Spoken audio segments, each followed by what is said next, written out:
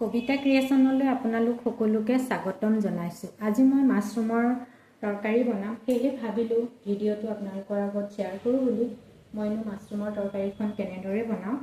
আৰু মাছৰুম সদায় ব্ৰেণ্ডেড হেৰিৰ পৰা খাব লাগে, কাৰণ যিকোনো মাছৰুম আমি একেবাৰে খাব নালাগে। আৰু মাছৰুমৰ ডেটটো লিখা থাকে, এসপ্তাহৰ ভিতৰত খাই শেষ কৰিব লাগে। এসপ্তাহতকৈ বেছি থ'ব নালাগে আমি। মাছৰুম বনাবৰ কাৰণে মোৰ প্ৰয়োজন হ'ব বিলাহী, আদা, নহৰু, পিঁয়াজ আৰু জলকীয়া, শুকান জলকীয়া। আৰু বাকী মই যিখিনি মছলা ব্যৱহাৰ কৰিম সেইখিনি আপোনালোকক মই দেখুৱাই যাম। আপোনালোকে ভিডিঅ'টো একেবাৰে স্কিপ নকৰাকৈ শেষলৈকে চাই যাব।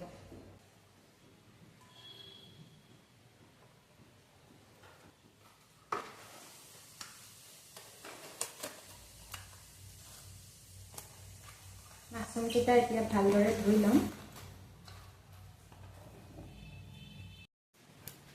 মাছৰুমখিনি মই ৩-৪ বাৰ ভালকৈ ধুই ল'লোঁ। এতিয়া মই পিচকেইটা কাটি আপোনালোকক দেখুৱাই দিছোঁ এবাৰ। দেখাত মাছৰুমখিনি বহুত যেন লাগিছে, কিন্তু মাছৰুমটো কমি যায়, বনালে একেবাৰে কমি যাব। মাছৰুমৰ ভিতৰত যদি এনেকুৱা ক'লা ক'লা থাকে সেইখিনি কাটি দিব,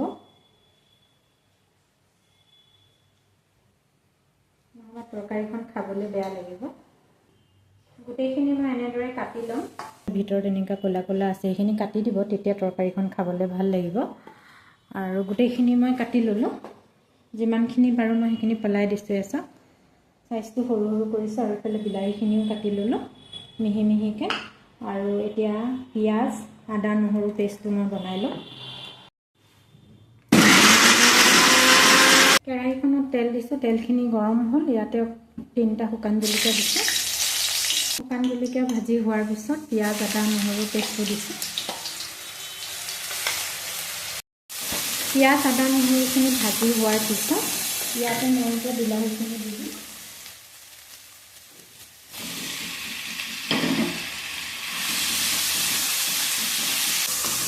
এতিয়া ইয়াতে মই মছলা দিম।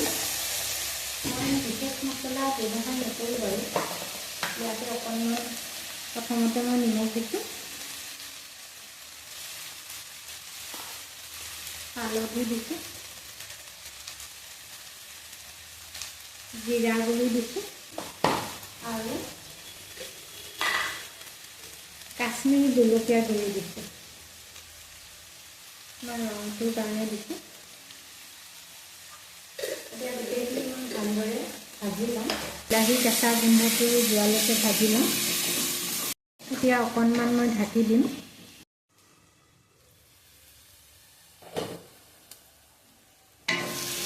ইয়াতো বিলাহীখিনি ভাজি হৈ গৈছে। এনেকুৱা হ'ব লাগে, বিলাহীখিনি একেবাৰে গলি যাব লাগে। আৰু কেঁচা গোন্ধটো থাকিব নালাগে। কেঁচা গোন্ধটো থাকিলে বেয়া লাগিব বিলাহী। ইয়াতে মই মাছৰুমখিনি দি দিম।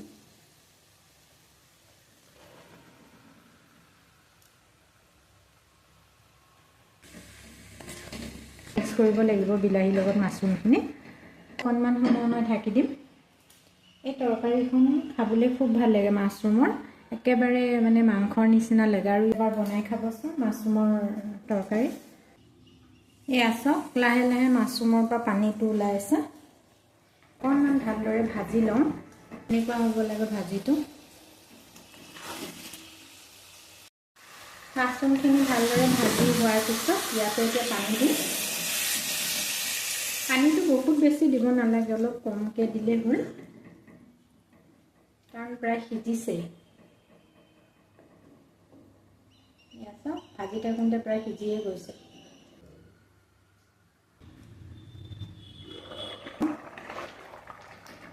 সিজিছে প্ৰায়, ইমান ধুনীয়া হৈছে। আৰু কালাৰটো দেখিবলৈ ইমান ধুনীয়া লাগিছে। আপোনালোকক দেখুৱাই দিওঁ সিজিছে নে নাই। সিজিছে। আৰু আপোনালোকে দেখি নিশ্চয় গমো পাইছে কালাৰটো কিমান ধুনীয়া হৈছে। একেবাৰে শেষত আপোনালোকক পৰিৱেশন কৰি দেখাই দিওঁ।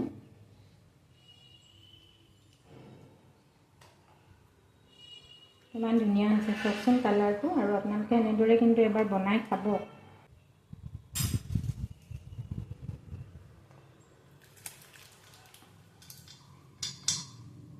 একেবাৰে শেষত অকণমান ঘিউ দিছোঁ। ঘিউ দিলে খুব ভাল লাগে।